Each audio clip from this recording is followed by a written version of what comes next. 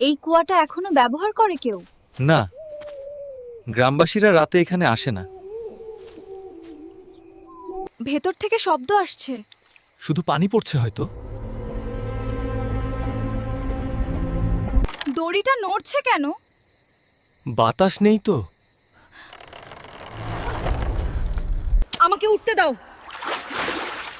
ওটা কার কণ্ঠ? শুনেছিলাম অনেক বছর আগে এক মেয়েকে এখানে ফেলে দেওয়া হয়েছিল। ভুলে গিয়েছিল সবাই। রাত হলেই আমি ডাকি। আমরা তোমাকে ডাকিনি।